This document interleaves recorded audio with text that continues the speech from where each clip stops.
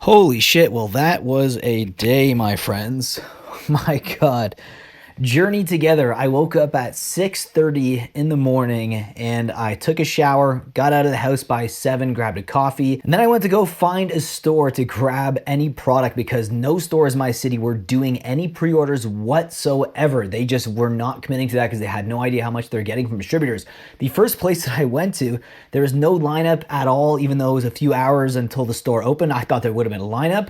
And then I realized they had a sign that said they didn't get any. So if you're here for Journey Together, there is nothing at this location. So from there, I went to another store and there was a massive lineup, even though there's an hour and a half until the store was open. I counted at about 30 plus people in that line, which I actually thought wasn't that bad.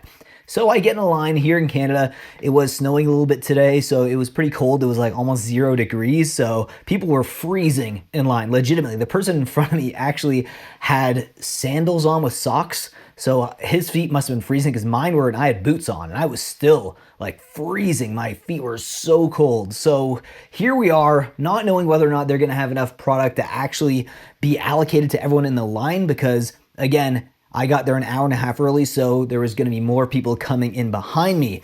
By the time it was ready at 10 o'clock when the store was opening, at the time it was ready to actually be released, we had at least 100 people, I'd say, in line, which was pretty impressive, I have to say.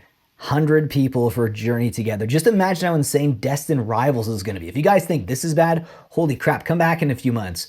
So they were letting people in at batches. It was like batches of 3 to 5 people inside the store at a time. Then they'd go to the back and they had this massive stack of booster boxes and ETBs and booster bundles. And you basically got to pick one ETB or one booster box, and then you also got to pick one other item as well, which would have been either a booster bundle or one of those 3-pack booster pack tri-blisters, I guess, 3-pack blisters. So it was kind of wild because no one really knew what was going on. No one knew what the prices were. They didn't say on the door where it said you're allowed to have one ETB or one booster box. Then people could figure out what they're going to do budget-wise. No one had any idea what the prices were going to be like. I know in Canada, GameStop had them, the booster boxes for $250. So people were assuming stores were going to be selling around that price, but that wasn't the case. In fact, Face-to-Face Games in Canada was selling it for $400 a booster box, and I think 401 Games, another retailer, they were selling for $329. So pretty expensive. And 401 Games is usually known for selling products pretty cheap. So if they're already listing it for that price, either they're just trying to benefit from the market, which is, if you're a game store, I guess that's, your prerogative, or they were getting really, really poor allocations. With that being said, let's talk about the prices at this store. I'm not going to name names because I don't want to, throw shade or anything like that, because it turns out they were actually the cheapest in the city,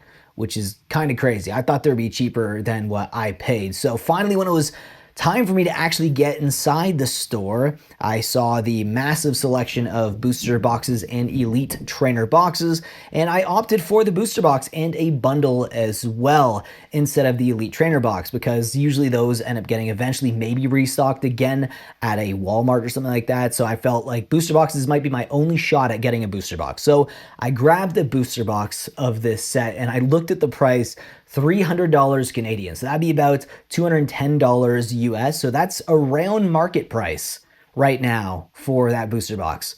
I did not expect to be waiting in line for an hour and a half just to pay close to market price. If that was the case, I don't know if I would have actually waited in line for an hour and a half.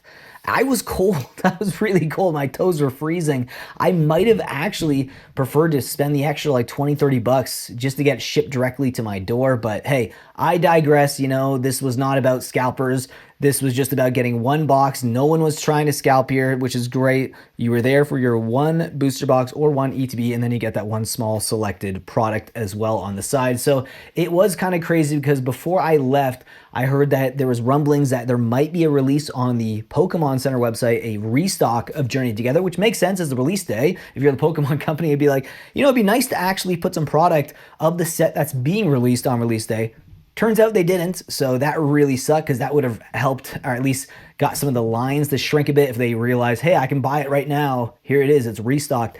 But I do think it's possible. I don't want to say this with certainty at all, so do not take my word for this. But I think it is possible that we could actually see a restock on the website on Monday. I think it would have been awkward to kind of throw it on the Friday to kind of screw over some of the stores that were looking to sell product.